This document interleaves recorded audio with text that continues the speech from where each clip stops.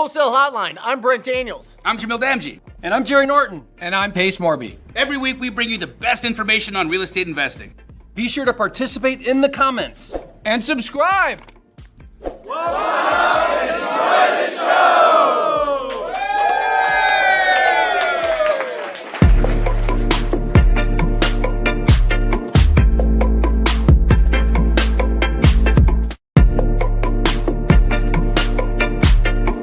So thank you so much for calling Wholesale Hotline. See you. Wow, that's great. Welcome to Wholesale Hotline number 262. My name is Brent Daniels, Mr. TTP, Mr. Talk to People, joined by the incredible flipping genius, Jerry Norton. And I am telling you guys this, you need to get out a pad of paper. You need to get out a pen for this show. Jamil Damji, Morby will be joining us at the top of the hour. They've got a challenge that they've had on the books for a long time. But I think this is going to be top 5 most important shows we've ever done.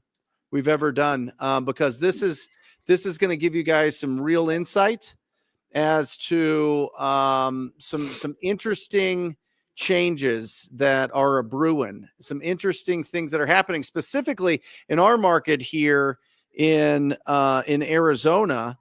A indictment came down for a couple super shady people.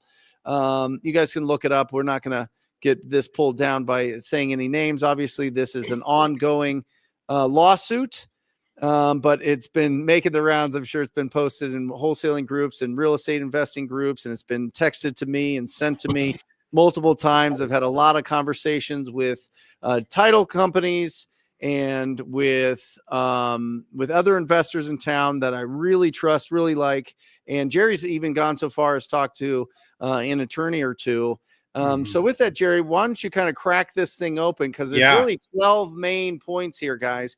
12 main points of consumer fraud count that happened in real estate that we're going to go over just so that you guys understand and are aware of it. Sometimes we're just not aware of things that are going on in the marketplace, or things that, we never heard of, or things that we might be doing that we shouldn't be doing. So with that, it's going to be an exciting show. It's going to be a little bit more serious of a show, but we'll see how we go with this thing. So it's going to be really, really, really important. And I'll see if we can get people to call in. Jerry, looks like some people want to have some conversation, so we might be able to do that by putting a link in the chat, but we got a lot to go through. So let's get through that and then we can open it up. But Jerry, what the heck is happening out there, brother? This is a big deal, and it's relevant for each and every one of you listening to this, because this will have a trickle-down effect that will transform our industry, I think. Brent believes the same thing. This will be case law that will be referenced. It will be the poster child of why we need regulated.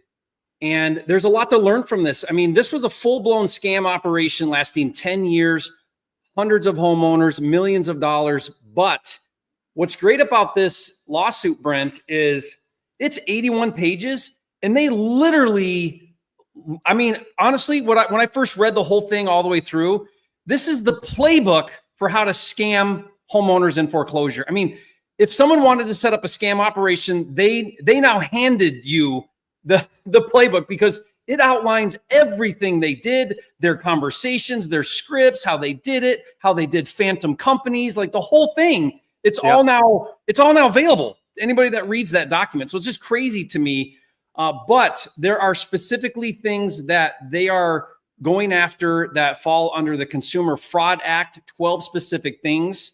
And when I read through these, Brent, each and every one of these 12 counts of fraud that they're accusing these defendants of. And again, guys, these are accusations. This is going to go through a lot. This is going to go through court, and it's going to be messy. When I first read this, Brent, I thought this was going to be like super boring, like fall asleep. I was on the edge of my seat reading this, because it's like, what in the world are these guys doing? And then it's like, it's just more and more and more as you're reading through this document. It's just wild. But I see wholesalers on a day-to-day basis crossing into that gray area that these guys are getting busted for every single day, either unknowingly, unwittingly, maybe some people knowingly. But I think it's super important that everybody understands what it is that they're having a massive problem with, even if you're not a full-blown scam operation like these guys were. So I think that's first and hopefully foremost. nobody is in any kind of operation that goes into those areas, but we'll make them really, really, really clear here and really break it down and answer any questions that you guys have, because there's a right way to do this and a wrong way to do this. So first of all, You know Brent, what I mean? let me summarize what happened as short and as quick as possible. This summary I got from you, Brent. You texted this to me, and then I read through it and I kind of tweaked it a little bit. But basically, here's what was happening, guys. They would knock on pre-foreclosures that had equity. They would lie to the homeowners that they're a charity and that they would catch up the back payments and they would help them stop foreclosure so they could keep their houses. Homeowners would sign extremely biased contracts, even agreeing to transfer the deeds in some cases, of course, at significantly lower values. They called this equity stripping. This entire lawsuit, they reference what they did as equity stripping, which is a fascinating phrase to use. Yep. So they called it equity stripping scheme. Right. And then what they would do is they would create fake bankruptcy and probate filings to delay the foreclosures with the lenders. Then they would cloud title by filing memorandums. They would put liens on. In some cases, they would, like I said, transfer the deed to a new company. They'd get title insurance. If the homeowners refused to go forward, these defendants, their lawyers would step in. They would file lawsuits forcing the sale and getting default judgments. Then they would evict the homeowners, flip the properties at fair market value, and profit millions of dollars. And this, again, was going on for 10 years as a scam operation. So that's the summary. Yeah. Did I hit it pretty good, Brent? Does that cover it pretty good? Yeah, it's fantastic. It's also, you know, we've talked, and I've talked the last couple of years about groups out there that go out and they market to sellers, and to get a great ROI on their marketing, Jerry, they make sure that every lead that comes across, they're going to get paid on. And the best way to do that is give the seller whatever they want. Give them whatever price they want, whatever terms they want, put it under contract, and then file a memorandum against that property to cloud title, disappear from the seller's lives, and wait till a real buyer comes around and try to shake them down for $10,000-$15,000 to release that memorandum, that cloud on title. Yeah. And that's how they were funding. And this isn't just this group. I mean, this is something that unfortunately has been a problem here in Phoenix. And it's interesting, Jerry, you know, it got to the point with these guys and similar groups where we would put a property out. This was a couple years ago, and it kind of died down over the last couple years. I feel we would put a property out, a property we have under contract. We'd put it out to our cash buyers. Somehow they'd sneak onto the list, or somebody would send it to them, or they would be on somebody else's list. And these deals circulate, right? Whether we have it very private or not, somehow it slips out. They would hire people from Craigslist to go out to, and I don't know if it's this group or other groups, but it's just people in our marketplace would go out there and knock on the door of the property owner and say, hey, we can give you so much more for your property, lock it up. The first couple, we were like, you know what? We're not going to fight them. If they want to cancel and they don't want to do business with us, great, not a problem. No, you know, we're out of here, hands clean, you know. And what would happen is, we'd talk, those sellers would call us and say, hey, we went with that other offer. And then the day we're supposed to close, they demanded that we reduce the price $50,000, $60,000, $70,000, something ridiculous. The day that they moved out, they had done all these things. And all of a sudden we're getting these calls saying, these people were just scamming us, essentially.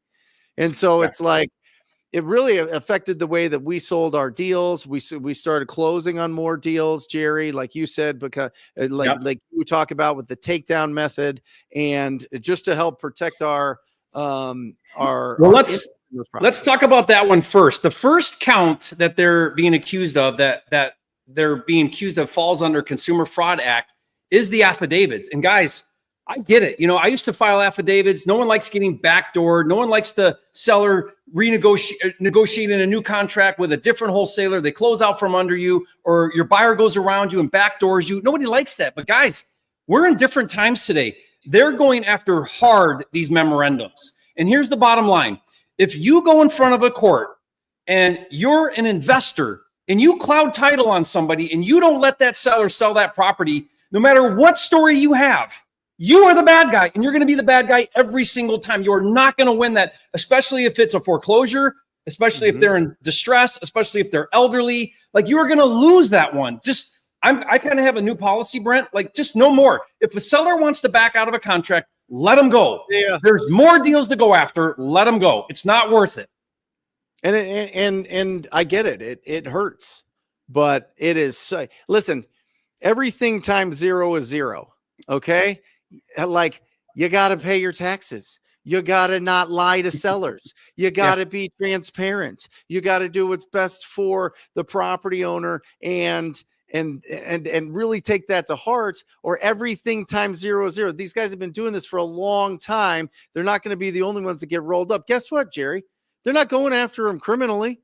They're going after them civilly. They're going to take all their money and properties. Yeah, this is a civil case, so this isn't a jail thing. The second one, Brent, let's go into number 2. Why isn't it? Why do you think, Jerry? I mean, we're not attorneys. We're not attorneys, guys. We're not attorneys. Disclaimer. I mean, honestly, why not go criminally? I don't know. I mean, honestly, I think that the bigger picture here is they're trying to create precedents to now pass laws that will be detrimental to our industry. I think this is just a big setup for that. And you could tell by the language and the things they're going after what the intent is. I mean, this is a progressive AG with Arizona, so they're, this whole here's where this is just way off. Now I know this was a scam, but when you call buying a property at a discount equity stripping, that is so far off base. The idea there is that we have sellers that are unconsenting, that don't understand what they're doing, that are giving away their hard-earned equity. This is nonsense. I have never once been involved in a transaction where the seller wasn't willing and knowing, and they didn't understand that they could hire an agent. They didn't understand how to look up value on Zillow. Like, it's nonsense. We're not stripping equity. Somebody willingly is selling at a discount for the speed and convenience of a cash offer. So it's just nonsense to call any of this equity stripping. I mean, that tells you everything right there about what they're doing. Well, the other side is defrauding and lying and cheating and stealing and faking bankruptcy. I mean, that's all, of course, that's all scamming. But equity theft is a made-up thing. Yeah. Well, fair market value, who determines it? Right, 2 consenting parties. Right. Yeah. So it's really interesting. The other part was that they said that the purchase agreement is not enforceable. It's actually not valid. We're going to get to that. Okay. I won't skip ahead. That's one of them. Yeah. We'll get to that one. The second one, though, Brent, is around recruiting, how they recruited door knockers and their salespeople, their drivers. And, guys, you got to remember, if there's a lot of issues between a W-2 employee and a 1099 contractor, and I think we're all guilty of this. This is a gut check everybody needs to do. If you're telling somebody how much they're going to earn, when they punch in, when they punch out, exactly what they're doing, and it's fairly consistent, that is a W-2. You better have them as an employee, not a 1099. You're going to get in trouble for that, and they're going to unwind that, and you're going to owe a lot of self-employment tax and everything else if you're doing that, right? So everyone needs to be very aware of the difference between W-2 and 1099. Okay, so that's one. Okay, the third one is this fraudulent one. And this one, Brent, is really important for everyone to understand. This is around being deceptive, false pretense, false promises, misrepresentations. And they use the word a lot, intent. Now, here's something that I've seen in our industry. This is what people would say to me. They'll say, hey, I understand that they passed a law in South Carolina or Illinois or wherever, but how are they going to know that I'm a wholesaler? When I sign the contract, I'm just going to say that I was going to be the buyer, and then I changed my mind later and wholesaled it. I'm off the hook. No, you're not off the hook, because you have to show that you have the ability to close. Do you have the funding? Do you have the backing? Do you have a history of closing deals? If all you've done is assignments, You cannot say that I buy properties. You can't say that. You can't say that my intent was to purchase the property if you don't have a history of doing that.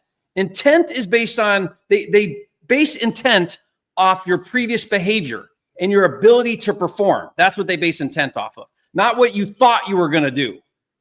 Okay, this is something everybody thinks they can just do, and it's not going to work. What about transactional funding? Okay, so if you're double closing and you're using transactional funding, they're going to look at that as its own type of thing, right? So I did buy it. I used a special type of financing. I turned around and resold it the next minute.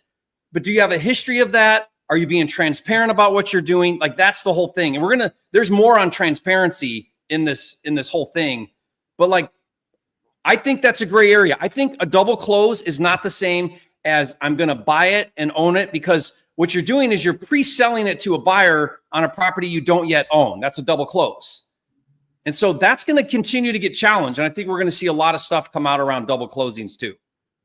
I love it. So what's the suggestion, Jerry? If you don't have the money, but you have, let's say that you have talked to hard money lenders, you have some buyers that are ready to buy your properties, you find a good deal, you can get transactional funding 100%.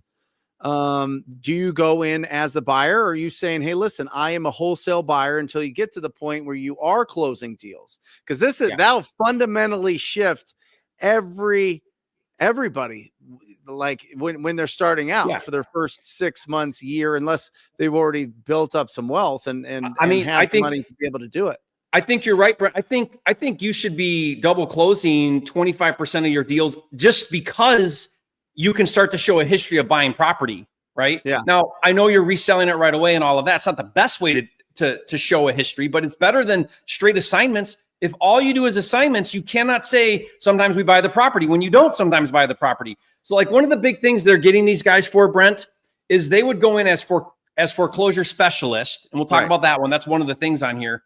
They would say to the seller, look, our goal is to save you from foreclosure so you can keep your house. But they didn't ever do that. They always tried to take the house.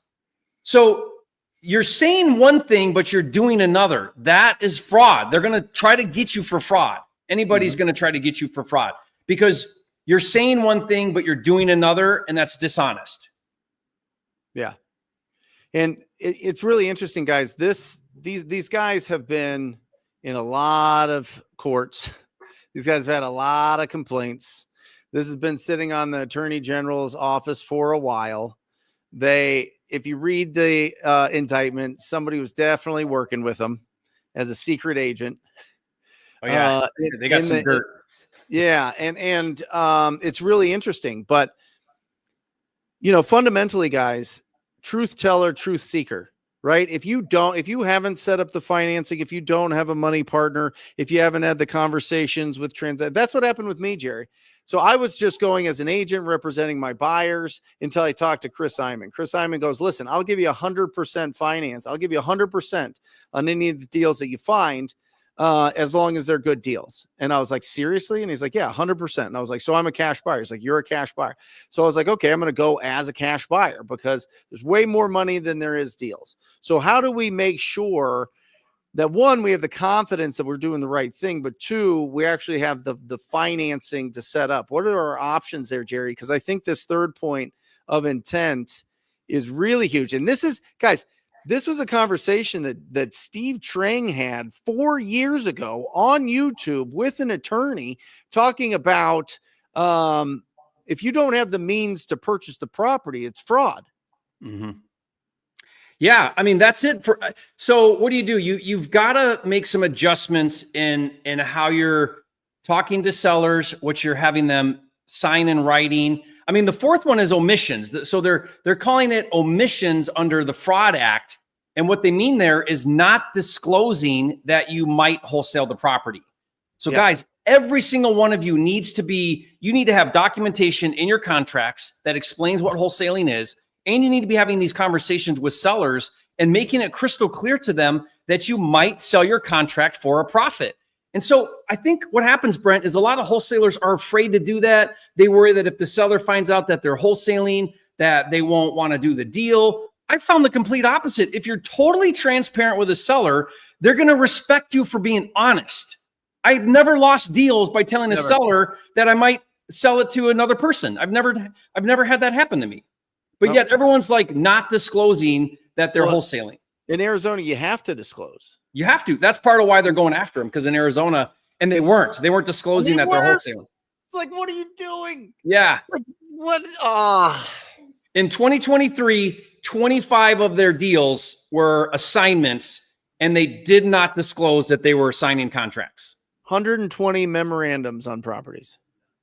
Yeah, that they got them for. Right. Yeah. Okay, so that's number 4 is omissions, which is not disclosing that you're wholesaling. Number 5 here. Let's stay on this real quick, Jerry, because I think this is really important. So do you go to a meetup and find somebody that has the funds and work on their team and work with them and be that, represent them as that? Do you go and talk to the hard money lenders and see what their terms are for purchasing these properties, get a proof of funds, do all that type of thing? You've had proof of funds for a long time, and for transactional funding, is that something that you roll back a little bit and you go, I'll give it, based on certain criteria? Is something that you've always based it on criteria of giving proof of funds? You know what I mean? Like, how can we be cash buyers? Or if we're not going to do any of those things, guys, you could still go and disclose that you're not the buyer. You're not going to buy this property, but you've got people that will, and you need the agreement signed so that you can go out there and find those people to buy the house. You would be shocked how many sellers are fine with that. You know what I mean? Like, and some won't be. Some will be like, no, I need to talk to the actual buyer myself. Right. Yeah. But if there's a remote chance you might assign your contract, you've got to have this conversation and you've got to have this verbiage in your contract. So I always have it, and I always have the conversation, even if my plan A is to buy it and fix and flip it, or buy it and keep it as a rental, or take it down or whatever, because I want to have all my options open to me. And if someone comes along and offers me, a great assignment fee, and I can just do an assignment, I want that ability. What I don't want to do, though, is ever put myself in a situation where the seller was thinking one thing and something else is happening. I mean, imagine if that's your grandma or somebody, and they don't understand fully what they're getting into. That's not okay. Just ask yourself, if this was my grandma right now, would I be okay with this? Would I have a problem with this? Or if you were on the other side of the table and you didn't really know what was going on, and they were telling you one thing but doing another, would you have a problem with that? I think most people would. Right. So that's the thing you got to be thinking about. This number 5, Brent, is a big one. This is what they're calling void contracts. Mm-hmm. And I talked to a couple attorneys about this one, and they said this one is going to be a hard one for them to win. But the argument they're making is they're saying that because their contracts were so one-sided, they lacked mutuality of obligation. And what this means is now it's not legally binding because it was not a mutual relationship of, you're giving, I'm getting. Like, there's not a fair exchange of something happening here because it was so biased in the wholesaler's favor. So what are those things? Weasel clauses, ability to back out of contracts for any reason. They had in their contracts, Brent, language that said at any time, buyer has the right to cancel the contract for any reason. But then it said, but seller is not allowed to back out of the contract for any reason whatsoever. And the buyer gets their earnest money back. And the buyer gets their earnest money back. And they were doing 0 earnest monies, right? And so what they were doing is they were creating these contracts that were so one-sided that now the Attorney General of Arizona is saying these contracts are not even binding contracts. We're throwing them all out. Mm-hmm.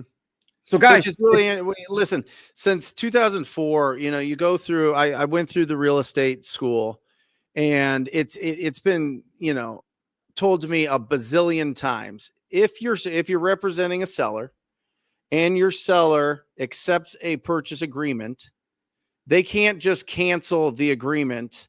There's no 3-day rescission window here in Arizona. Some states have that. There's no cancel for whatever reason. It looks like Oregon might be in a position where you could cancel for whatever reason. I'd have to look into that a little bit more. But Jerry, maybe somebody put that up in the comments before. But in Arizona, to us and to most states, I believe, when a seller accepts a purchase agreement, and now the buyer's doing the buyer has the contingencies. The buyer has an inspection contingency, financing, a loan contingency, they have an appraisal contingency, they have the right to review all the seller property disclosure statements that the seller gives. All of these things they can get out of the contract once it's a binding agreement. The seller, on the other hand, can't go, oh, I just got a higher offer after we just accepted this. See you later, buyer. I'm going to take this one. Okay. And so that's what Jerry's talking about. Essentially, like, these contracts are set up, for the buyers to be able to get out of the agreements based on them doing the due diligence that's required to make sure that they want to move forward with it. Yeah. A seller just canceling because they got a higher offer would make the real estate industry crazy. It would just go absolutely bananas. So there's got to be a reason why. Contract law. It's got to be. So on the buyer side, on your side, us as investors, it's just got to be fair. So for example, I use inspection contingencies all the time, but it needs to be 5 days, 7 days, maybe 10 days. You can't have an inspection contingency that goes all the way to closing. It's unfair for you to ask for that much time, especially if you start to show a history of backing out of contracts. What they're going to do, Brent, if they ever put somebody under a microscope, they're going to say, how many contracts did you sign and how many did you back out of for no other reason than you couldn't find a buyer for your deal and you don't have legitimate cause to back out just because your contract says you can't. That's what they're upset about. Right. Guys, listen, they're going to throw a bunch of stuff in there. Some things will stick, some things won't. We'll see how it shakes out. It'll be a while. I'm sure that the guys are involved in this. The people involved with this are going to lawyer up as much as possible and try to figure out what's going on. But there you go. Kiabe. This is interesting. Home investors just added a 3-day right of rescission for sellers for that exact reason. I was worried at first, but it's been a huge selling point. It's fantastic. Yeah. Not only that, but listen, Home Investors was under the gun a couple of years ago, under the microscope a couple of years ago for some bad actors. And so they made some adjustments and added more things to their process. So there you go. The next couple of them, Brent, I can lump these together. These were all related to pre-foreclosure. You guys that are doing door knocking, pre-foreclosures, you got to be really, really careful. You cannot claim to be a foreclosure consultant. You can't do a bunch of unauthorized practicing law, which is advising homeowners to do bankruptcy or any of that kind of stuff. You can't do, they call it financial exploitation, where you're getting bank statements, you're getting their loan documents, you're getting their social security numbers. I mean, guys, all of that is going to be, they're going to nail you if you're doing any of that type of stuff. You got to be really, really careful. You need to advise those people to seek other counsel. You shouldn't be giving them advice, anything. You're talking about people that are in, first of all, they're in foreclosure, so they're compromised. And then usually there's a job loss, there's an illness, there's some other layer of complication going on. These are people that really aren't thinking super clear, about these decisions. And so you cannot be giving them advice on how to handle these financial situations, or you're going to get in trouble. Yeah. And listen, this should be common sense. I mean, I always, in the back of my head, I always think, or I guess it's here. I always think about Tom Kroll, and Tom Kroll's like, if you're not an attorney, stop acting like one. Ever. And he gave me that advice as a coach and a teacher and that type of thing. But also, when you're with property owners or investors that you're working with, if you're not an attorney, knock it off. Find an attorney. Find an attorney that can answer questions. Find services that actually do it, that are outside. What we do is we find amazing opportunities, and we go out there and we try to find some properties that need significant investment and turn those into properties that people can live in long term. That's what we do. Yep. I mean, at the end of the day, that is what we do. We take these properties that are all beat up and look horrible, and they're vacant or fire damaged or just super, super dated. And if the price is right to take the risk, you go in and you negotiate that deal. Yeah. That's what we do. We're not attorneys. We're not working for the bank. You know what I mean? Like, what are we doing here? Yeah. And Brent, I think, But what do you think about this, Jerry, real quick, while I'm on the story? What happens if you have a purchase agreement on that and you want to try to get the foreclosure postponed so that foreclosure, this is another thing we got to get into, this whole foreclosure thing, because it always seems to be the thing that they look at the most, but preventing the foreclosure so that they can sell the property. That's what Espinoza got busted for just recently, doing that type of thing. Right, that's what these guys were doing. These guys were falsifying documents with them. If you have a legitimate purchase agreement to go get that foreclosure postponed, what's your thoughts on that? Well, I mean, it's just if it's looked under a microscope, can you with a clear conscience explain and show what you're doing, and it's totally above board and it's totally legit? If you're doing anything that's sort of like, oh, let's kind of make up a contract so we can postpone foreclosure, it's in the best interest of the seller. Don't do it. That's not going to work. No, that's what we've seen a lot of stuff happening doing that. Yeah. I think the other one here, Brent, is like they went after racketeering, forgery, illegally conducting an enterprise. That's all the scam part of what they were doing. But there's one here that number 12, they called it alter ego. And what they were doing is they were setting up multiple phantom entities, LLCs. And so I asked a couple attorneys about this, and they said, look, I do this a lot. I'm guilty of this, where I set up entities for every property I buy, and I'm doing a bunch of asset protection and all that, right? Sounds good, makes sense. Here's the problem. If that entity is going in front of the public, so if you're saying, hey, I'm Brent Daniels Saves Your House LLC, but it doesn't have its own EIN number, it doesn't have its own bank account, it doesn't have its own books, it doesn't have its own history of operations. If it's not an entity that's an operational entity, you cannot use it in that way. Otherwise, it's trickery. You're just using the name, but it's a flow through to something else. And that's what these guys did quite a bit of. And so, don't do that. If you're gonna set up an entity and you're gonna use it to transact, it better be a legit company that's operating. Yep. Couldn't agree more. And listen, if you're going out there, like the way that they were doing it, posing as a charity that did no charitable work, that's going to cause problems. It's going to cause problems. You know what I mean? And so, this is wild, but it is going to have ripple effects throughout our industry, throughout everything. I think a couple of big things. I did a YouTube video about this a couple of weeks ago because I followed this chat, Brent, on Facebook, and somebody said, hey, what do I do when the seller gives me pushback about no earnest money or $10 earnest money or $100 earnest money? And there were hundreds of comments, and most of them, 75% of them were, we'll say it like this, explain to the seller this and that. And there were prominent people in our industry, educators, that were saying, earnest money's not even a thing. That's made up. You don't need earnest money. And I'm like blown away. Guys, earnest money is a real thing. It's the insurance policy to the seller. And here's how we prove this. Here's what wholesalers do, Brent. They want to sign a contract with a seller with a $10 earnest money with contingencies all the way to closing.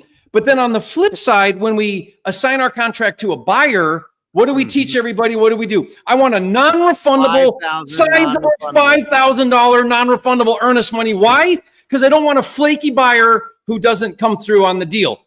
That's a double standard. You can't tell your cash buyer non-refundable $5,000 earnest money on one hand, when you, on the other hand, don't want to pay any earnest money and you want to have a loosey-goosey contract all the way to closing that you can back out of for any reason whatsoever. It's a double standard. It's a hypocrisy. Guys, you have to start putting down earnest money.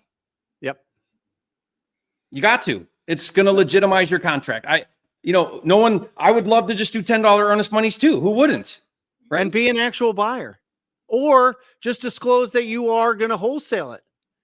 It's all about what are you saying to the property owner? Are you lying to them or are you telling them the truth? That's all they look at.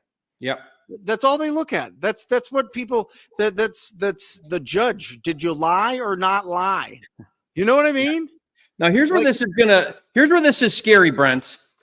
They pulled in title companies and attorneys. Now, I talked to Jeff Watson about this, and he said, in his opinion, that was a huge mistake for Arizona, because those title companies and those lawyers are clearly going to be well represented. Yep. And I mean, they're gonna fight back on this real hard. Some of them have, that I read through, they have great reputations, and they're getting pulled into this. I think some of them weren't aware of what was going on, and they're getting pulled into this lawsuit just because they were involved in the transaction.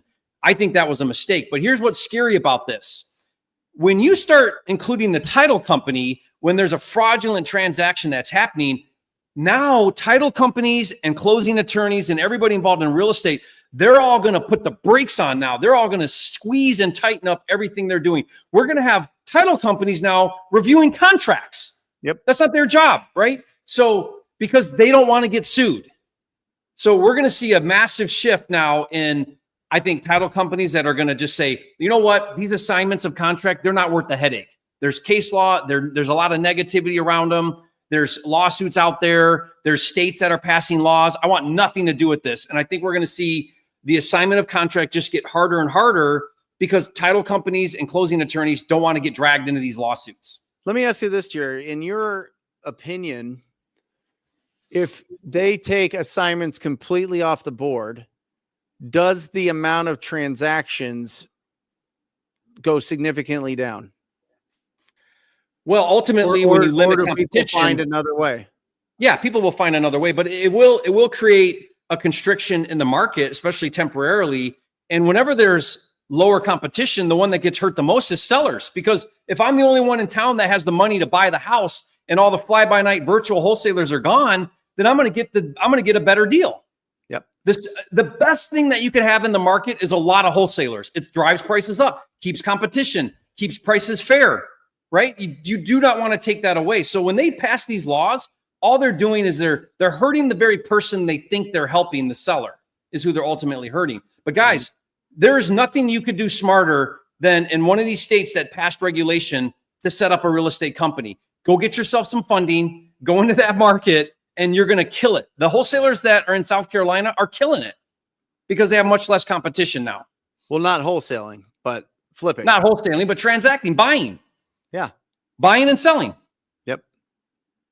Yeah. It's going to be interesting. You know, I had that. That's why I talked to the title company, because it's not like regulations. Fantastic. You need a real estate license. Great. You need to disclose. Great. You need to put this type of language in your purchase agreement. Great. The only thing that's going to kill assignments are title companies not doing them. Yep. That's it. Yeah. Close. The only thing that's going to stop double closes, double escrow, assignments, novations, you can throw them all in the mix. Yeah. Are going to be the title companies. Yeah. And I am telling you guys, I saw this happen with short sales. I saw this when people were trying to assign short sales back in the day. And the government really didn't like that. And the title companies were like, nope, we're shutting it all down instantly, immediately. Boom, done. Right. Yeah. And then it's like the hedge funds. It's like when the hedge funds turn off. You know what I mean? The hedge funds, interest rates go up a little bit in 2022. Hedge funds go, oh, sorry, all 50,000 transactions we have going out right now between all of us hedge funds are done. And then it's done. Just like that. Overnight. Yeah. Overnight. So guys, this isn't something that's like, this is the hammer's coming down and all this and that. None of the title companies will do it. I'm just saying, if you're not building up your business so that you have another alternative, whether it is full disclosure, whether it is getting money backing you to be able to do these transactions and do a takedown method. If it's, figuring out what to do if all of a sudden they don't allow novations, you got to have something. You got to keep your ears to the ground and listen for these things, but you got to have another option. And I keep rattling my brain around it, Jerry. And I think the only option is you got to buy them. You got to raise funds and you got to close on deals. And the people that do that long term are going to get the biggest, best deals. I don't think it's going to happen over, in the next 12 months, 24 months, 36, who knows? Yeah. But I'm just telling you, if there are more, because this is just Arizona, this is just this market here. This is happening everywhere. I guarantee you there's some shenanigans. And if you don't think there's other attorney generals watching this closely, you're nuts. I mean, nuts. And everybody else, right? Everyone's watching this. This is now, when something like this happens, it's for a reason. They're trying to set the stage for coming down on stuff like this. So guys, here's what I look at, Brent. Where it's allowed, I want the ability to do the assignment. It's the best strategy in the world. I mean, it's saved me from poverty. It's changed lives. It's allowed millions of sellers to get what they wanted, and entrepreneurs like you and me and everybody else to build a business from almost nothing. It's been the most incredible opportunity of a lifetime.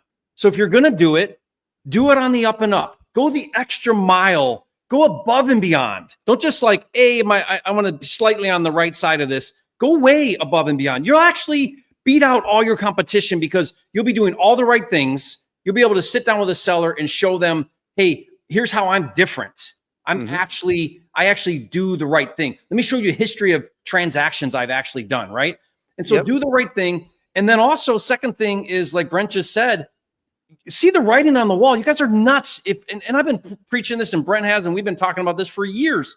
The writing's on the wall. You better get yourself capitalized. You better get funding behind you if you're going to stay relevant in the future in this business. And I, for one, want to stay relevant. I want to keep doing deals for a long time, hopefully. So I'm bringing this awareness, and Brent, you're willing to bring this awareness to people so that we can all rise up, see what's happening, be able to pivot. Everyone needs to be able to pivot. To me, this is nothing more than pivoting. Like Brent, you did $2.5 million in assignment fees last year. You're not one bit worried because you're able to pivot and make the changes you need to so that your business can flourish and be successful. And that's what everybody should be doing. I hope I don't see one comment that says, oh, great, I just got started. Now this looks like this ain't going to work. What are you talking about? Just figure out what the next thing is to do right and do that. That's all. And by the way, I think some departments of real estate heads, I think attorneys, I think title companies will fight to keep assignments on some level. I really do. Because if you really look at it, if we all have to go and close every single time, guess what the seller gets less of? Yep, less money. Yeah. Less money every time. You got to account for all the extra fees. You got to build it in. You got to build it into the cost of doing business. Because the fact is, there's a certain segment in real estate that are really good at marketing and talking to these property owners and seeing what's going on. And believe it or not, and this is a shocking revelation that I had, that other people have that have been in this industry a long time. There are a tremendous amount of sellers that hate realtors. They hate the idea of their home being displayed to the world on the internet. They're private. They're ashamed. They just want it to be done instantly. They're embarrassed. All of these things. That's what people don't want to wait. You can't just go, hey, listen, we're going to force you, seller, to get a realtor and to pay commissions and to put it on the internets and the interwebs, and you're gonna get the most. You're gonna do showings, and if the market changes, it doesn't matter because fair market value is what the government determines it is. Like what are we talking about? I really think that assignments are something that title companies really want to keep doing. But it is an interesting question. If you could not do assignment, just as a thought exercise, would there be less transactions? Would there be would there be a disruption in the marketplace that was significant, not only with title companies going out of business that specialize in it, or escrow and escrow officers and title officers, well, escrow officers and closing attorneys and all these other things that this is their specialty. Yeah. I mean, obviously they'll adjust, but I mean, it's proven that when you raise the minimum wage, the extra cost is passed on to the consumer, right? So, yeah, that's all that's going to happen here. Like Louis here says, so no more small fish. You know what I mean? Yeah, no more $3,000 assignments. You can't. You got to have margin. It's like you have to add, you have to raise all the funds, and you can't just get into this. And the barriers to entry are going to be so much higher. So all the guys that are established, like you and me, Jerry, we just hoover up all the market share. It's awesome. We should be quiet about this, Jerry. We're going to make so much more money if we were quiet about this. Because believe it or not, guys, we're actually operators. We actually do this on a daily basis. This is something that we are knee deep in. And I keep coming back to it, Jerry. And I keep coming back that like long term, you got to take these properties down. And we've been doing it. You said, how much we made on assignments, but that's a combination of assignments and flips and getting realtor referrals and some of these other things from the commissions that we refer those deals over, and novations on some level. So we've got a lot of different tools in the toolbox. But the assignment is one of the lowest risk, best vehicle ever.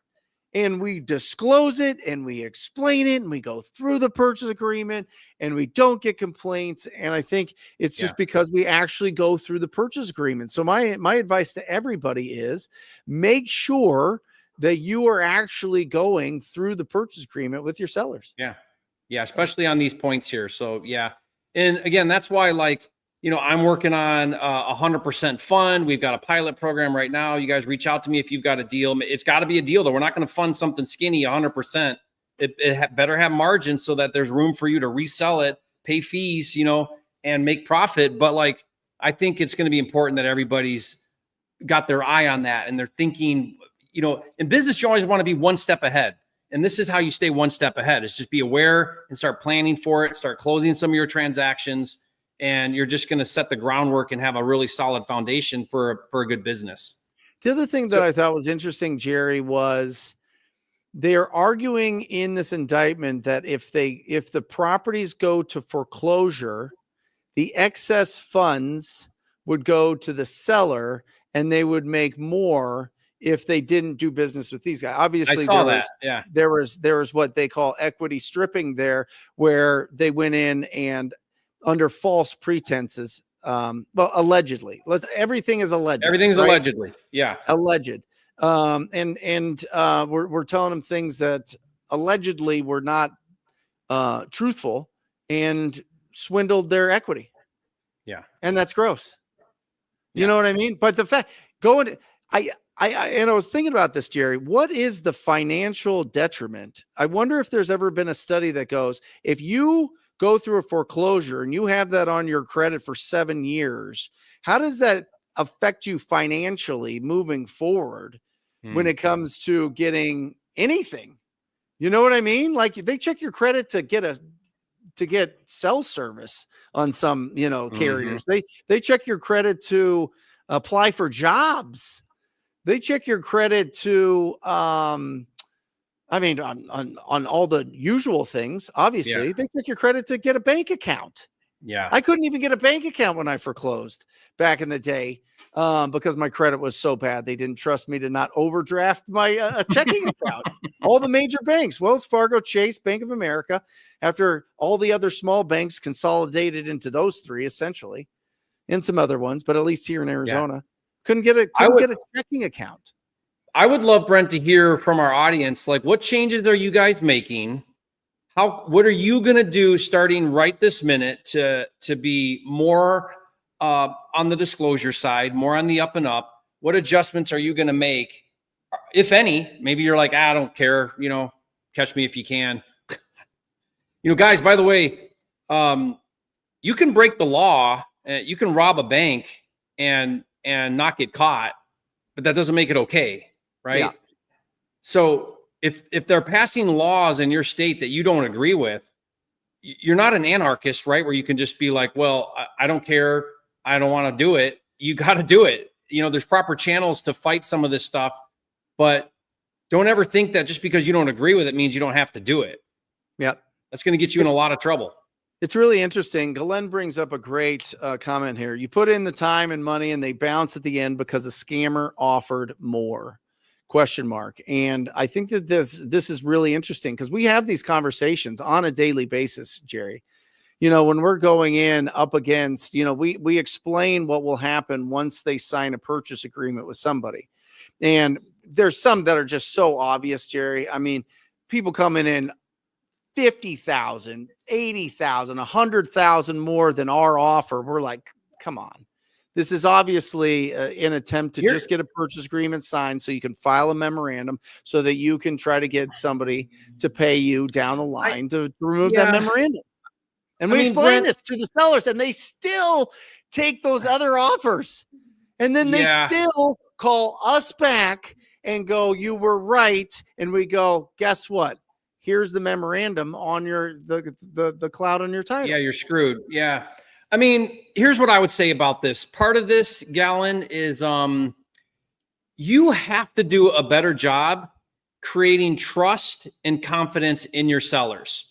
Because people who have a high backdoor rate or whatever, some of that is because you're not building enough trust with your sellers. And so therefore they're thinking, maybe I should go with this other guy. Yep. And this is why, Brent and I both believe strongly in a appointment model, a face-to-face model in our business. We feel that you can create a connection, you can create rapport. Very rarely do I win deals because of price. There's always somebody willing to pay more, but I don't have a lot of backdooring going on because I've done a good enough job that the seller has no reason to shop me after signing the contract. They feel really good about what they're doing. I'm solving their problem and they have confidence in that. I've got the trust. So I would reevaluate what you're doing and I would do a much more effort in maintaining that relationship after the contract before closing. Like, 100%. Are you communicating with that seller? Are you reassuring them? This is scary. Are you constantly talking to them about, here's the next thing that's going to happen. Here's the next thing that's going to happen. That's going to go a long way to prevent some of this from happening. I love this. Look at some of these responses here, Jerry. This is fantastic. We have such a great audience. We have the world's greatest audience. All about Tay. I'm networking with private money lenders and I got my real estate license. I'm working on building my knowledge base and how to use it appropriately, being more strategic while adding credibility. Look at Dimitri Van Camp crushing. I'm closing on more than half my deals now as an adaptation to the changes. And when I assign, I always have the cash ready to close if the buyer backs out. Woo, yeah. This is great stuff, guys. Brent, do you know what Jeff Watson said to do if you file a memorandum? What? He said, if you want to file a memorandum, take the money in the purchase agreement that you agreed to and your contract and your earnest money, put all of that in escrow, the money to buy it in escrow. No one can question now that you as the buyer have the intent to buy and you've done everything on your end to buy. Yep. Otherwise, he said, don't do it. It's just, you're not going to win. Awesome. John, I'm definitely double closing on deals where my assignment is almost the size of the purchase price. Yep. I mean, that must be, geez. Low income or big assignments. Yeah. Those are, that could be one of two ways there. Yeah, absolutely incredible, guys. Just understand, it's not that you can't help people that are going through foreclosure. You just have to be really, really careful the way that you position it. Because there's a lot of training out there, guys. I've seen it for 20 years where they're like, I am going to be your resource. I'm going to be your consultant. I'm going to be, give you all these options when you're just trying to lead them down the path of you buying the house. Yeah. You know what I mean? That's deceptive. And so if you're going to do those things, then actually do those things. Actually help them. If they're like, I don't know who to call to get a loan modification, then, have them talk to somebody at the bank. Call your bank. Yeah. It's got to be on your statement somewhere. Call the bank. Call them. Have a conversation. If you say, Brent, If you say to a seller in pre-foreclosure, my first priority is to save your home and you stay in the home, then you better show that 8 out of your last deals, you saved their home and they stayed in the home. If you're saying that, if you're saying that's your first priority, you better have a history of that. If you don't, then you're being deceptive. Here's the other thing, Jerry. Here's the other thing that's really interesting, because this is something that we started doing. I hadn't sent out direct mail in a long time, but we started sending out the checks, right? The checks that have a certain percentage of Zillow. It's very common. We have the money to do it. It's not like, we're faking it, that type of thing. But I'm a little bit nervous about even that. You know what I mean? Mm-hmm. That from my perspective. The other thing is, and I'll talk to an attorney about it. But the other thing is, they were talking about, they were leaving leave behinds that were like fake FedEx or USPS stickers. They have fake drivers. Because we have a package for you. Call us. Yeah. They were and also the package saying would be, they would deliver, they would go with a packet to, and I've known people have done this. They would bring a packet of all of the notice of default and the trustee sale notice with, all their information on, options and all these other things to the house. That was the end. Yeah. Right. And this has been taught forever. This has been taught forever. Oh, we're working with your bank. Call us. Yeah, they did that. We're working with your lender. Yeah. Lie. Guys, here's because it works doesn't mean you should do it. Listen, everything times 0 is 0. Everything times 0 is 0. If you're lying and you build a business based on lying, you're going to lose everything. Yeah. One way or another. Yeah. Everything times 0 is 0. It'll catch so up. Just go. I was taught by Tom Kroll, and Tom Kroll knew nothing about real estate. Literally nothing. I'd been in real estate 8 years longer than Tom. Tom knew nothing, but Tom told everybody he knew nothing. Tom told him, I'm not even buying this house. I'm going to take this to my friend that buys houses, and he's going to pay me for bringing this purchase agreement to him. And they're like, great. And that's how he did his first, they didn't care. Unbelievable amount of deals. And so you don't have to be nervous to be honest. Let that sink in.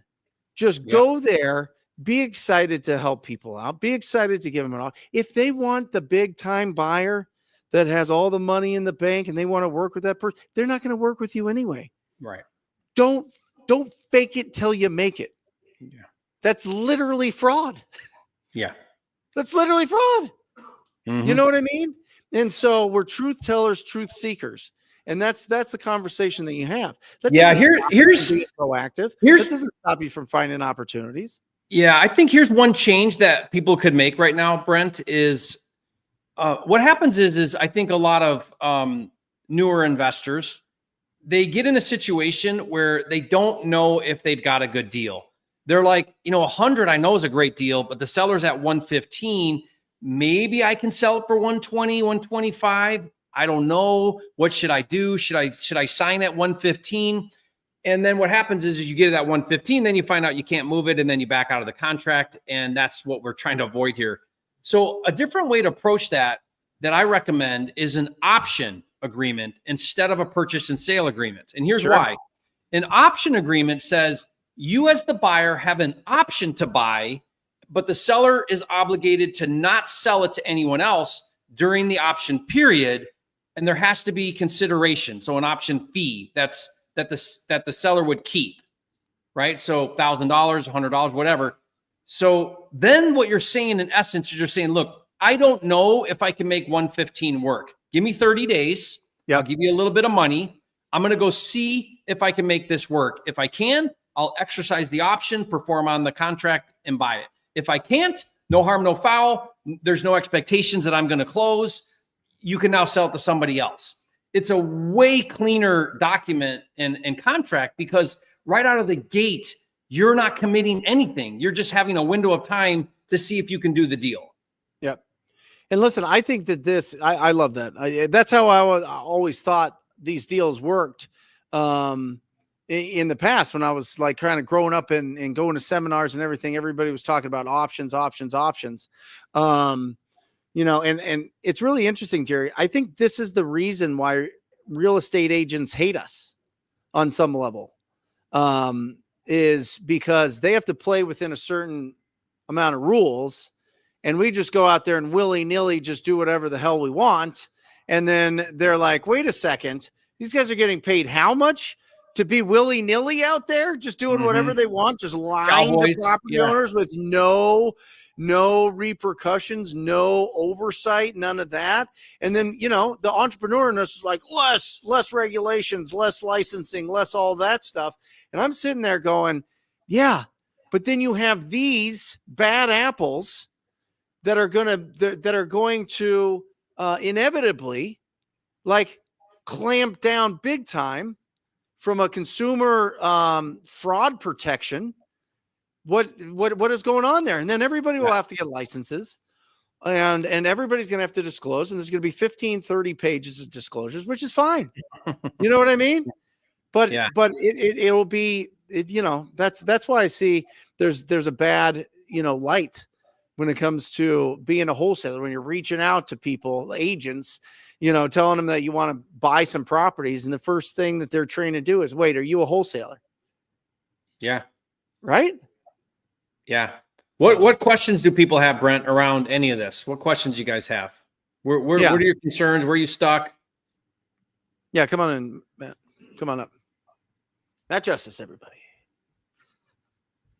So I have a couple questions. Get right on the mic. So with this lawsuit that's going on now, I read the document.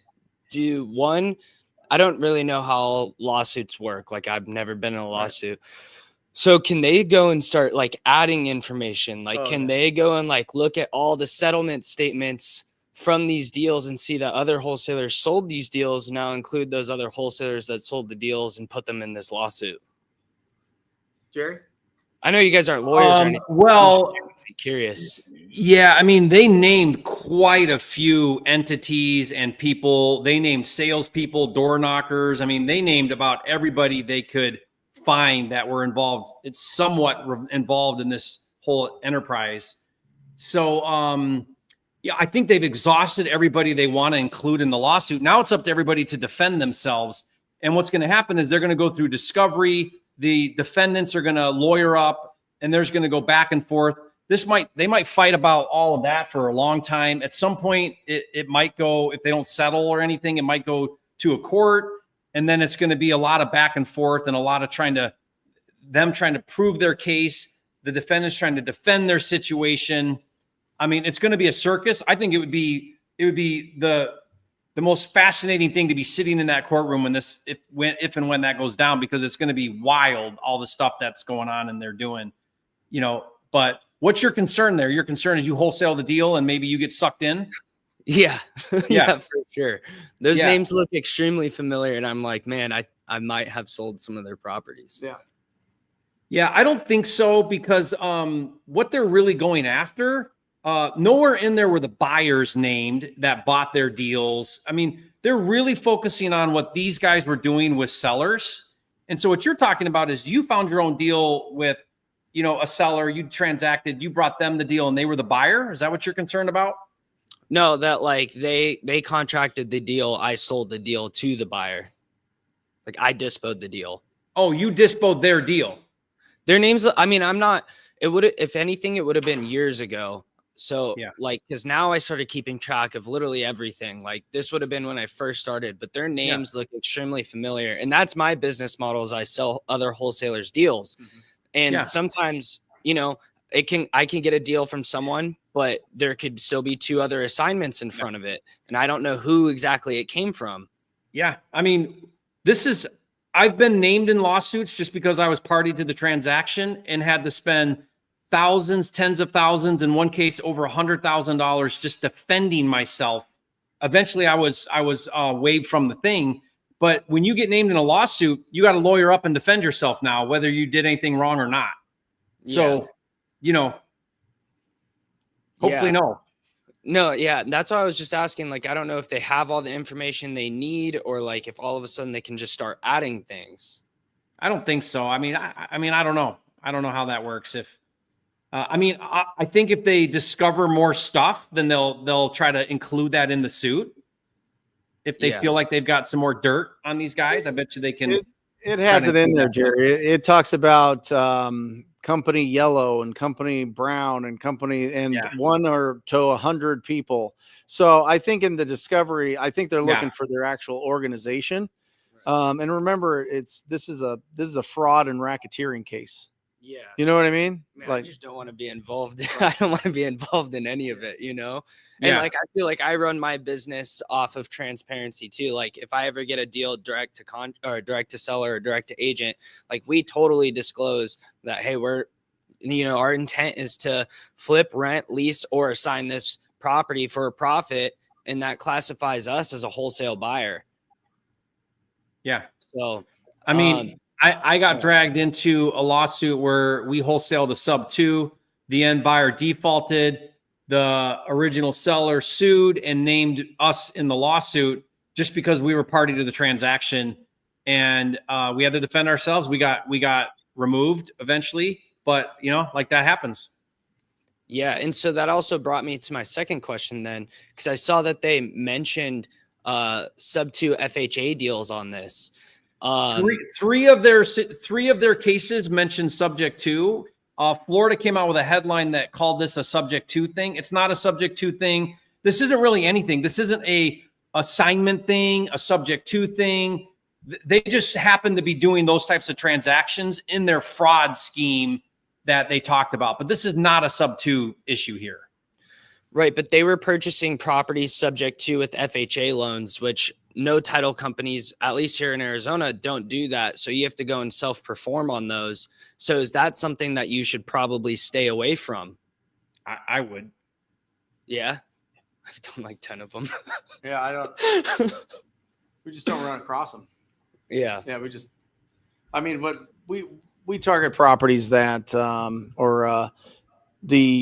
the people that reach out to us are the people that just want to sell it. They just want to be done and sell it for cash. So we focus on that. Yeah. Right. Yeah. I told my team today after reading the lawsuit, I don't really know what's kind of going on, especially with FHA Subto deals, because that's kind of like a gray area. And so I told my team today, like, we're not doing any more of these. Like, if we're doing any creative finance deals right now, it has to be seller finance. Yeah, I think. Yeah. Next week when Pace is on, ask him. I don't know. I mean, he's the expert. Right. He knows. Yeah, I'll tell you about it. Yeah, I mean, Pace will have an opinion for sure. I would definitely hear what he has to say. But me personally, we were wholesaling a lot of Subto deals, and I've really dialed that back. I'm really careful now on those because of the lawsuit that happened, and it makes sense because listen, when you assign that deal to your end buyer, that seller never goes away because they're still on the liability. So if something goes down wrong after the fact, it's easy for a lawyer to come in and say, okay, let's name the title company, let's name the wholesaler, let's name the real estate agent, let's name everybody part of the transaction and let them all sort it out after the fact. It's easy to add a name to a lawsuit. So I just don't want to be part of that. I don't want that to happen to me. So we're very careful about who we assign a Subto deal to. Yeah, no, we put a process in place for our Subto deals, just because it's like we had a big scare happen on an FHA deal where a buyer stopped making payments. We ended up getting him back on track, making payments and everything. But I was getting really nervous, you know? And so now we really vet our buyers. We're like, yo, is this your first one? Yep. If not, send us your rental portfolio. We need to make sure that your properties are performing, that you have the cash, because you don't know. I mean, if you go and buy a rental property, I bought one from you a couple months ago and it's been vacant for 4 months, but it's luckily I have the reserves to be able to hold on to it and wait for it to get filled. Whereas other people, they might be getting into this and all of a sudden now they don't have the reserves and they're like, holy crap, I can't make these payments anymore. Yeah. And now they almost have no liability on it. And now it's all the seller's the one that gets screwed at the end of the day. Yeah. So one of our rules is if if our buyer is borrowing the entry fee from PML, we won't do it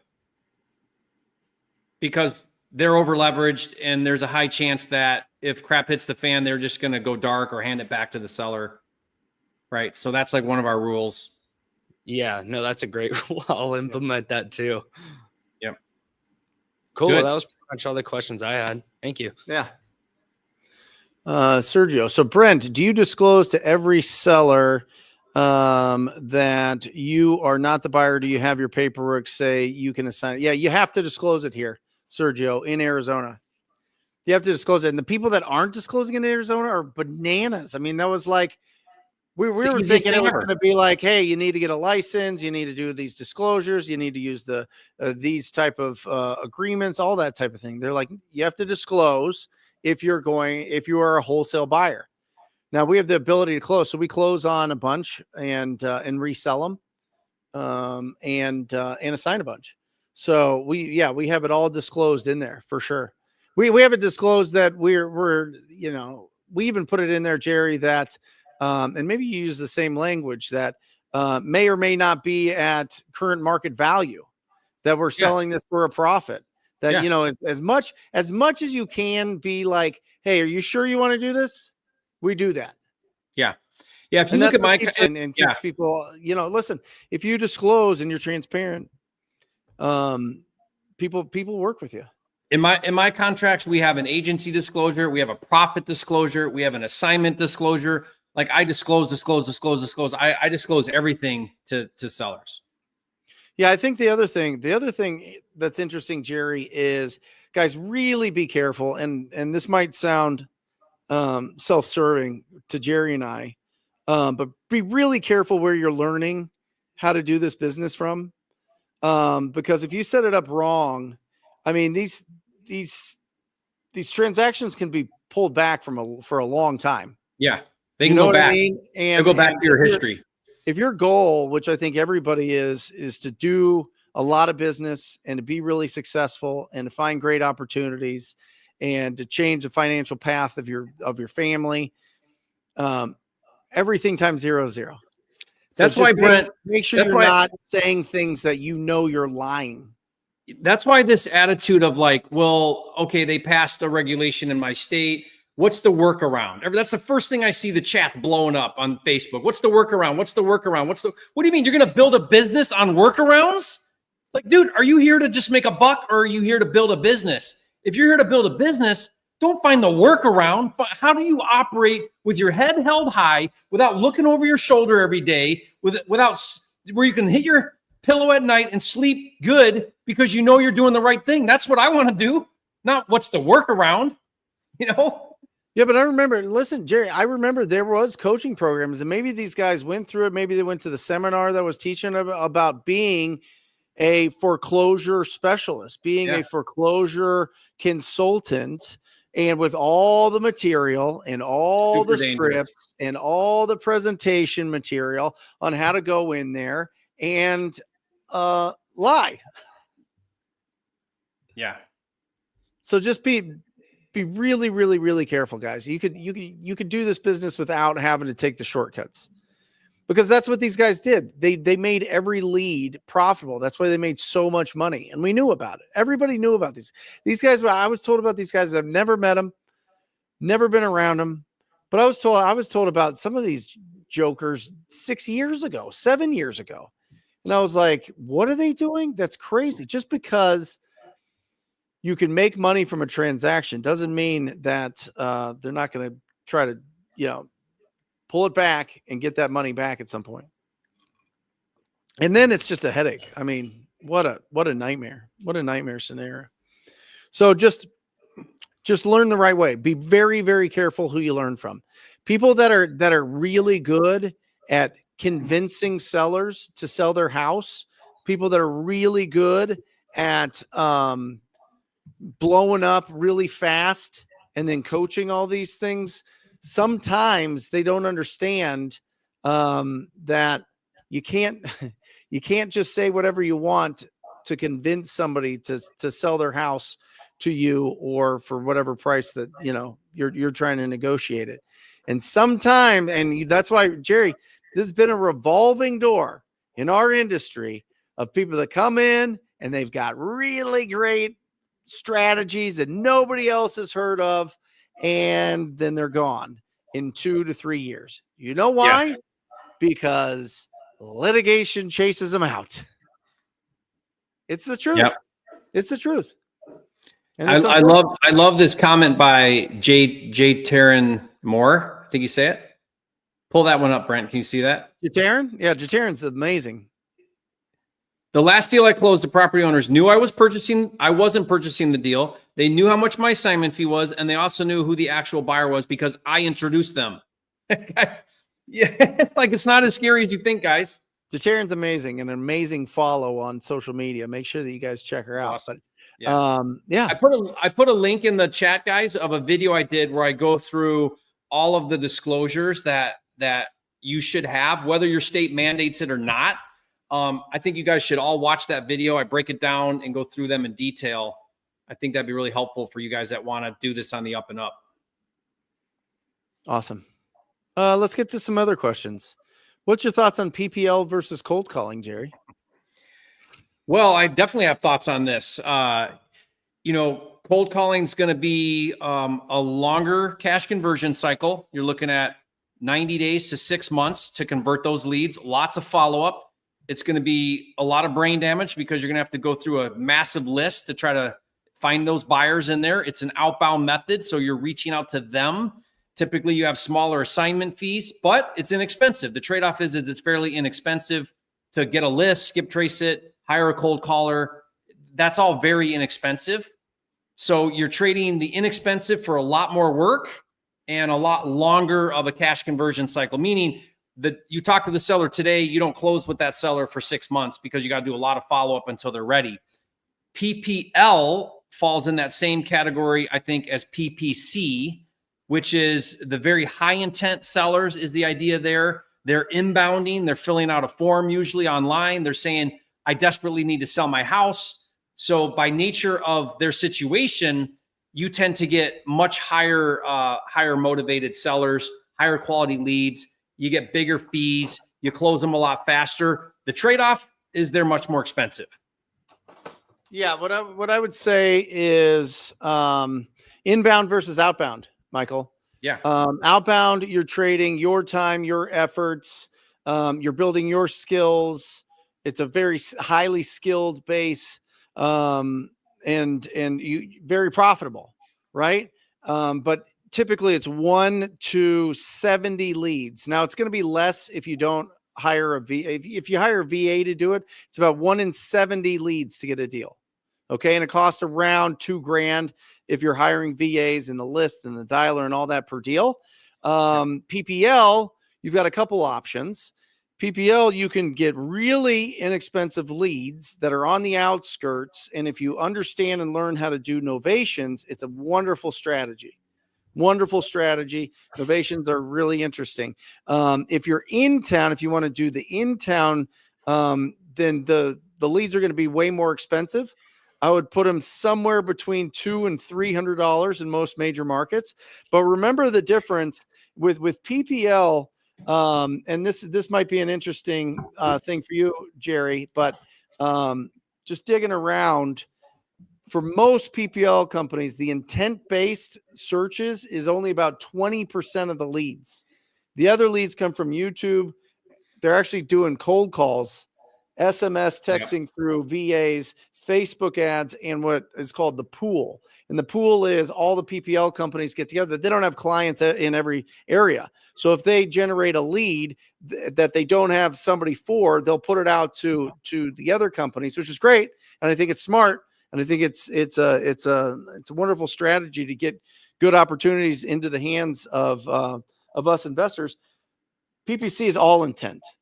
It's all people searching to sell their house. It's all intent. That's the difference. And once you build this up, that's why I went to PPC. That's why I have a PPC agency, is because this is the top of the pyramid. When people go, I want to sell my house now, it's like 1 in 15 is a deal, as opposed to 1 in 70. and PPL's somewhere around there. You can get credits and refunds with PPL if the properties are listed, if the properties are already under contract, if it's just a fake, lead, all those things you can get a credit back, which is great. So I think you start here as a gateway to get to PPC. But again, PPL outskirts, you're probably looking at $1,000 to $2,000 a deal. In town, you're probably looking $2,000 to $4,000 a deal for PPL. So just remember that if you don't have that money, then be proactive. Reach out to the property owners, see if they would consider an offer on their property, and be. Yeah, Brent, you did an awesome video. We did 2 videos that I just aired on my YouTube channel. You guys should go watch those because Brent does a phenomenal job breaking down what you just said there. And one thing that really stuck with me, Brent, which really simplifies this, is as a general rule, if you take PPL and PPC, if you spend about $300 per lead for the good leads, the metro leads, and in most markets, about $300 per lead, and you can close 1 in 20, that's about a $6,000 spend per contract. Yep. Now, if you get better, maybe you get to 1 in 15. If you've got more exit strategies like creative innovations and things, you can get to 1 in 10. But as a general rule, it's going to take about 20 of those, spending about $300 on average per lead, about $6,000. And so for a lot of people, Brent, the question is, it's not PPC or it's not cold calling or PPL. I think a bigger question is, what's your marketing budget and what's your sales process? Because if you have the budget, you should be doing PPC and PPL over cold calling because your life is just going to be so much better. Right? Yeah. And if you're at that point, I would say if you're in a smaller market, you're going to spend minimum $5,000 a month. If you're in a bigger market, it's $7,500 a month. And if you're interested in that, talk2people.com. Check it out. We work with Jerry. We work with incredible people. All the Joe Homebuyer franchises. We're doing amazing things. It's really, really robust. And I've got the best people. They're in town. They're not like VAs somewhere in the middle of nowhere, and they don't understand real estate. These are all real estate guys that are combined with Google, and they really understand Google ads. It's awesome. And it's going to change marketing, in my opinion. The other thing, Jerry, interestingly enough, I was on the phone 2 hours today with my disposition manager, Jeremy, and we were looking at our some like 20 deals last year that were good size deals. And then we went and saw what they sold for. And we did some calculations based on average price per square foot, based on the hold time, how much they spent in private money. We did it with, commissions and closing costs and all that.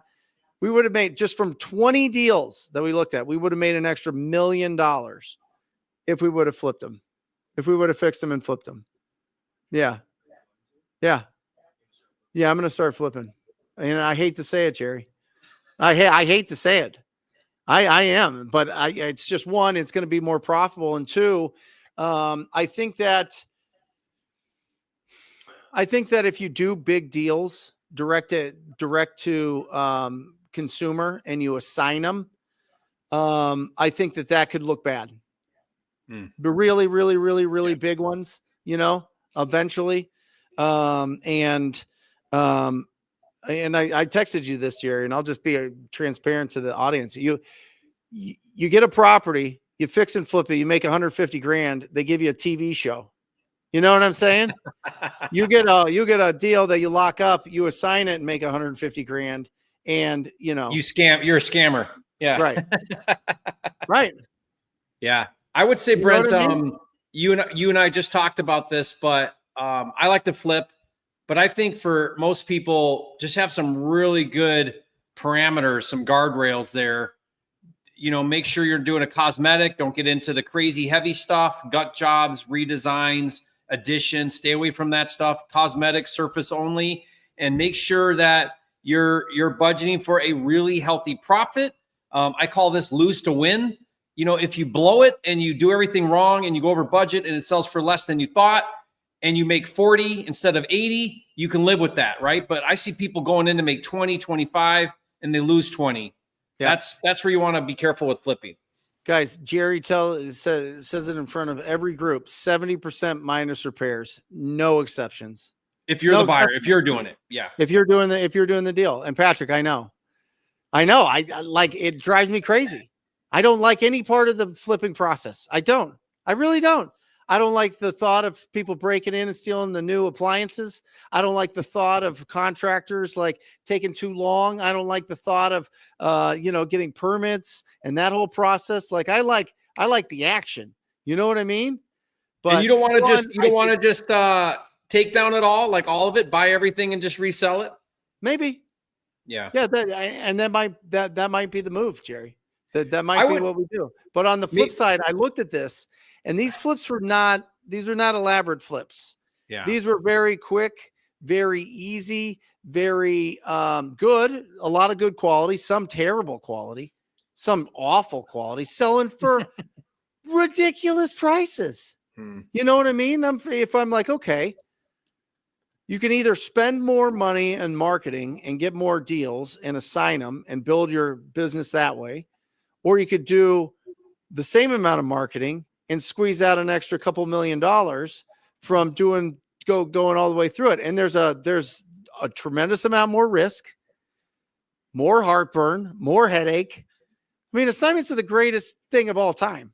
Yeah. I mean, they're the greatest. But to really get the most out of it, and my team is always amped up to do it. They love the idea. Yeah. And to be your own cash buyer has some kind of peace of mind. You know what I mean? When you take your own projects, you got it in your own hands, you're using your own money, and we have plenty to be able to do it, a little bit here and there until we ramp it up and see how it goes. Yeah. I mean, I think if you're just sorry, Jerry. I think if you're just starting out, I think that you should understand this process first. Yeah. I think you should really stay focused until you get to the point where you can almost pull yourself completely out of the business before you start doing some flips, or you only flip the properties that are absolute grand slam home runs. No doubt about it. If the economic world melted, then you'd still be fine. Yeah. You know what I mean?